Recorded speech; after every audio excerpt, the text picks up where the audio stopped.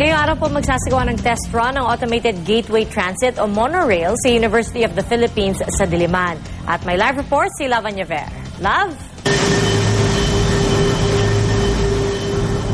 Ayan, Pia, good news naman tayo mga kapuso. Tama si Pia, talagang nakakatuwa itong bagong imbento ng ating mga kasama sa DOST. At syempre po, tama po kayo, Pinoy po ang gumawa nitong AGT na tinatawag or Automated Gateway Transit. At kanina nga, naranasan ko pong makasakay sa tren na ito. At ngayon kasama ko sa DOST Secretary Mario Monteo. Pero gusto ko lang pong ibigay muna sa inyo kung ano yung naging experience ko kanina habang sumasakay po dito sa tren or sa bagon ng AGT. Napaka-smooth po, napakaganda at sana nga po ay magtuloy-tuloy pa yung kagandahan ng test run na ito para talagang maging successful na ang paggamit nito para sa ating mga masa na posibleng sumakay dito nga po sa AGT na ito. At ngayon nga, nakasama ko ngayon si DOST Secretary Montejo at magkukwento tayo, sir. Ano na, kumusta na po ang ating test run? Okay na ba? 80% na ba? 90%? Paano na po ba? Una magandang umaga, Love, sa nanonood. Oo, maupay nga agay mo. Okay na aga. Okay, mga taga-Leyte and Samar. Anyway, in-install itong atong AGT last, yung ating AGT last end of November. We started yung initial test run lang namin yung December. Ang objective lang namin last December may mapatakbo lang siya. May mapatakbo. Dahan-dahan kasi ang exhibit na tumakbo, lahat ng system niya tumakbo. I heard, sir, parang everyday nagkakaroon kayo ng test run. Naka-face na ba kayo ng problema dito sa mga test runs na ito or okay naman, walang masyadong problema? Normal yung test run, you encounter problem. Ang maganda lang dito ay medyo maliliit lang yung mga problema natin. Okay. So, yun ang mga ginawa natin last December. Yung naranasan yung sakay kanina, medyo mas tahimik na yon. Correct. Kaysa noong December. Medyo mas maingay pa, no? Kaya yun ang mga kinokorek natin. At ito pa, sir, napansin ko, kasi itong inyong rail, no, merong curve na talagang sharp yung curve niya. At syempre, yung iba parang kakabahan kasi test nga lang na, no? Pero napansin natin na napaka-smooth na niya. Hindi na masyadong naaalog yung coach natin, ano?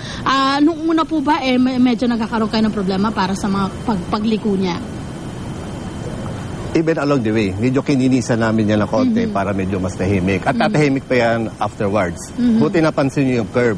Ang kaiba-iba ng ating AGT, napaka-sharp yung curve. Correct. Na hindi mo makikita sa ibang other train or LRT, MRT.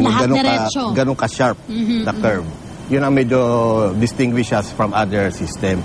At lalong nagiging bagay sa cities like Manila o Quezon City para pwede pa rin siya may lagay kahit sa mga alanganin na medyo may sharp curve na kailangan. Okay, kung magiging successful po itong mga test runs na ito, sir, ano yung susunod yung plan? Okay, itong AGT is part of a mass transit program namin. Okay. Ang technology na minamaster natin, yung electrical power, yung power of the train, gagamitin din natin meron kami road train, meron din tayong train mismo. Doon sa part of the project namin. Ngayon, there are some interested na already. Private both sectors? LGU, Okay. Iba private. Okay. Very interested sila. Kami naman testing pa rin tayo ng testing. Magandang balita lang ngayon January, nag-progress ang testing. Ay better ng better, ganon. Oo. Even better than expected. Okay. Sir, meron lang pong katanungan si Pia sa studio. Pia? Actually, Love, Secretary Monteo, nako, abangan namin yan, no? Nais lang namin balikan yung report kanina, no? Dahil yung Bagyong Pablo nga po, dineklara, no? As one of the world's deadliest disasters, or the world's deadliest disaster last year. So, Secretary, ikinagulat niyo po ba ang pagdedeklarang ito? Kinakagulat natin. Una-una, talaga yung lugar na yun ay nakaranas ng bagyo for matagal na ganito kalakas. Now, although signal number 3 siya, 175 na siya, malapit na siya maging signal number 4. Para pwede natin consider siya ay very powerful typhoon even if signal number 3 lamang siya. Ngayon, ang mga naka-contribute sa maraming namatay o sa lakas ng impact niya, unang-una yung kanyang topo. Kaya nagkaroon tayo ng ang tawag nga nila ay debris fall.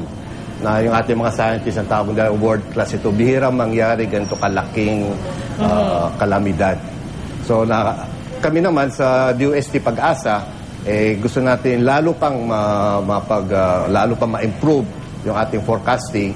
Not only forecasting but also to be able to disseminate disaster scenario para lalo makatulong sa ating mga kababayan. So hindi lang po talaga kasi pangkaraniwang tinatamaan ng ganong klaseng bagyo yung lugar na yon, no, Secretary? Bihirang-bihira mangyari. Kaya minsan maraming malamang because of climate change ito. Nangyari na last year ang Sendong.